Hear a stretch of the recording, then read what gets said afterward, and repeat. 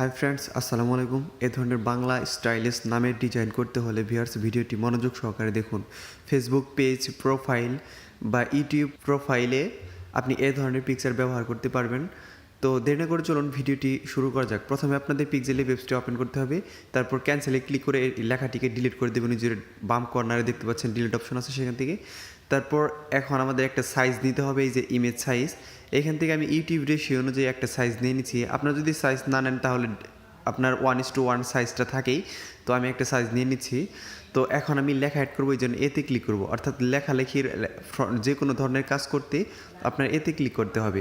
Front style, তারপর লেখার colour, এ ধরনের সকল কিছু করতে আপনার এতে ক্লিক করতে হবে। এবং যদি আপনি কোনো পিকচার বা শেপের কাজ করতে চান তাহলে এর পরের যে অপশনটি আছে সেটাতে ক্লিক করতে হবে। আমি দেখাচ্ছি ধাপে ধাপে, তাহলে বুঝবেন। তো এই যে দেখেন, আমি টেক্সটের সাইজে গিয়ে এটাকে বড় করে নিলাম। তারপর এটাকে আমি ফ্রন্ট দেবো, এই যে ফ্রন্ট, মাই ফ্রন্টে চলে যাবেন। এখান থেকে আমি এই ফ্রন্টটি ব্যবহার করব। এই ফ্রন্টটি ডাউনলোড লিঙ্ক আমি ডিসক্রিপশন বক্সে দিয়ে দেবো, আপনারা সেখান থেকে ডাউনলোড করে নেবেন। এবং কীভাবে পিক্সেল ল্যাবে ফ্রন্ট অ্যাড করতে হয় নিয়ে আমার চ্যানেলে ভিডিও আছে, ভিডিওর লিঙ্ক আমি ডিসক্রিপশন বক্সে এবং আই বাটনে দিয়ে দিব, আপনারা সেখান থেকে দেখে নেবেন। তো এখন আমি পিএনজি পিকচার অ্যাড করবো। দেখেন আমি মাঝখানের অর্থাৎ এর পরের যে অপশনটি আছে সেটাতে ক্লিক করে তারপরে পিএনজি ফাইলের ভিতরে চলে যাচ্ছি। তো আমি আবার দেখাচ্ছি, কয়েকটা পিএনজি ফাইল অ্যাড করতে হবে ভিউয়ার্স। এই লেখার জন্য পিএনজি ফাইলগুলি সবচেয়ে বেশি ভূমিকা পালন করে। তো দেখেন কিভাবে পিএনজি ফাইলগুলো অ্যাড করতে হয়। অর্থাৎ পিএনজি ফাইল একটা শেপ আকৃতির লেখা না কিন্তু, বা পিকচার। তো এই যে দেখেন ইম্পোর্ট, তো দেখেন এর পরের অপশনটি যাওয়ার পর ইম্পোর্টে চলে যাবেন। তো পিক্সেল ল্যাবে যখন আপনারা ভিডিও দেখবেন বা টিউটোরিয়াল দেখবেন তখন ভালোভাবে ফলো করবেন যে কোন অপশনগুলো কীভাবে কাজ করতেছে, তাহলে আপনাদের সকল কিছু শেখা হয়ে যাবে। ডিজাইন তো আর আপনাদের শিখাই দিতে হবে না, শুধুমাত্র আপনারা দেখবেন যে কখন কোনটা দিয়ে কী কাজ করা হচ্ছে। অর্থাৎ আপনি যদি কাজগুলো শিখতে পারেন তাহলে কিন্তু আপনার ডিজাইন করা কোনো ব্যাপার না। আপনি একটা ডিজাইন যদি বাইরে থেকে কোথাও দেখেন তাহলে ওইটা দেখে দেখে আপনি ডিজাইনটা করতে পারবেন। শুধু দেখতে হবে যে কী দিয়ে কী কাজ করতে হয়, কোনটায় কী কাজ হয়। তো দেখতে থাকুন, তাহলে বুঝতে পারবেন আরও ভালোভাবে।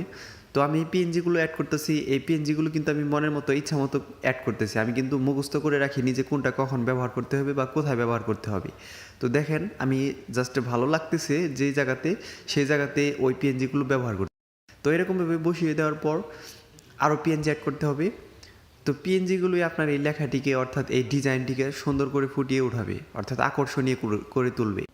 এখানে অনেক সুন্দর সুন্দর পিএনজি ফাইল আছে। আমি সকল PNG file download link description বক্সে দিয়ে দিব। অর্থাৎ ফ্রিতেই আপনি 2 থেকে 300 পিএনজি ফাইল ডাউনলোড করতে পারবেন আমার এই লিঙ্কে থেকে। অর্থাৎ এগুলো আমার গুগল ড্রাইভের লিঙ্ক, সেইখান থেকে ডাউনলোড করে নেবেন।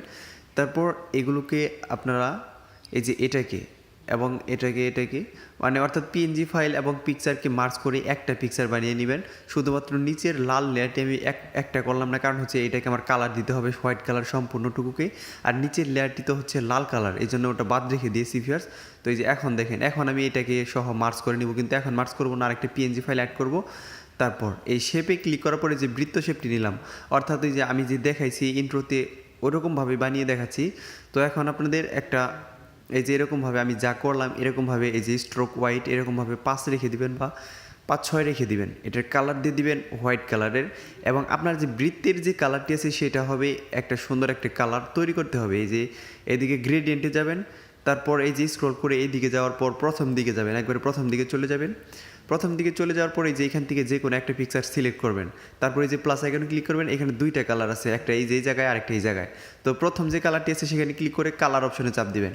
তারপর এইখান থেকে আপনি কালো করে দিবেন, এই যে কালারটি এই পর্যন্ত রেখে দিবেন। দেখেন এই যে আমি কোথায় কোথায় রেখতেছি ডটগুলা, এখানে রাখবেন। তারপর উপরে যে ডটটা আছে সেটাকে আপনি একদম সামনে এনে দিবেন। দেখেন এখন কালো হয়ে গেছে, কিন্তু হালকা হালকা কালো হয়ে গেছে। তো ওকে দিয়ে দিবেন। এখন মাঝখানের যে এই পাশের যে কালারটি আছে এটাতে সিলেক্ট করার পর আবার কালার অপশনে চাপ দিবেন। এটাকে আপনি হালকাভাবে কালো করবেন, একবারে ফুললি না।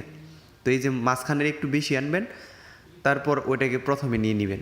তো এইভাবে নেওয়ার পর আপনি ওকে দিয়ে দিবেন। দেখতে পাচ্ছেন ভিউয়ার্স, কালারটা সুন্দর করে তৈরি করবেন। এখন মোটামুটিভাবে কালারটা তৈরি হয়ে গেছে, তো ওকে দিয়ে দিবেন। দেখেন এখন কালারটা তৈরি হয়ে গেছে। এখন এটা উপরে রয়েছে ভিউয়ার্স, নিচে কীভাবে নেবেন আমি সেটাও দেখাচ্ছি। এতটুকুভাবে বড় করে নেবেন, তারপর রাইট দিয়ে দিবেন। এখন এই লেয়ারটিকে নিচে নিতে হবে। লেয়ার অপশানে ক্লিক করার পর এই যে এটাকে ধরে এই যে এই ডটগুলোতে ধরে নিচে নিয়েবেন। দেখেন নিচে চলে গেছে, কিন্তু এগুলো বড় হয়ে গেছে, এগুলোকে একটু ছোটো করতে হবে। এইভাবে আস্তে করে চাপ দিয়ে ছোটো করে নেবেন টান দিয়ে। তো ছোটো করার পর এটাকেও আপনি টান দিয়ে এরকমভাবে ছোটো করবেন। এগুলো যেহেতু শেপ ভিউয়ার্স, এগুলো ছোটো করার জন্য কোনো অপশন দেওয়া নেই। তারপরে এটাকে আপনি এখন একটা টেক্সট অ্যাড করেন ভিউয়ার্স। টেক্সটটা কি হচ্ছে, অপেক্ষা যে বাংলাতে লেখা এটা ছোটো করে নিচে অর্থাৎ ইংলিশে লিখে দেন একটা ফ্রন্ট দিয়ে অপেক্ষা OPKKEC। সরি ভিউয়ার্স, আমি দুইটাকে লিখছি, দুইটাকেই হবে, আমি একটাকে লিখে দেখাচ্ছি। তারপর এটাকে ফ্রন্টে দিতে হবে, তো ফ্রন্টে চলে যাবেন। আপনি যদি ভালোভাবে লিখতে চান তাহলে প্রত্যেকটা লেখার মাঝখানে একটা করে ফাঁকা দিতে পারেন, অর্থাৎ প্রত্যেকটা লেটারের মাঝখানে। তারপরে এই যে এই ফ্রন্টটি ব্যবহার করলে আপনার লেখাটি আরও সুন্দর দেখা যাবে। আমার যেহেতু ভিডিও বেশি সময় লেগে যাইতেছে ভিউয়ার্স, এই জন্য আমি একটু স্পেস কম দিয়ে এখানে বসিয়ে দিচ্ছি। এটাকে যদি আপনি আরও বড় করে অর্থাৎ অপেক্ষার সমান করে বসিয়ে দিতেন তাহলে আরও সুন্দর দেখা যেত, কিন্তু আমি এটুকু দেখাচ্ছি যে আপনি কীভাবে এডিটটা করবেন ভিউয়ার্স।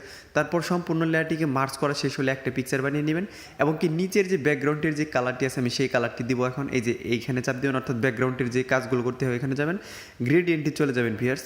গ্রেডিয়েন্টে যাওয়ার পর দেখেন এখন কালারটি হয়ে গেছে। এখন শেয়ার অপশানে ক্লিক করার পর এখান থেকে আপনি সেভ টু গ্যালারি দিতে পারেন বা রেজলিউশন বাড়িয়ে নিতে পারেন। ধন্যবাদ সবাইকে ভিডিওটি মনোযোগ সহকারে দেখার জন্য।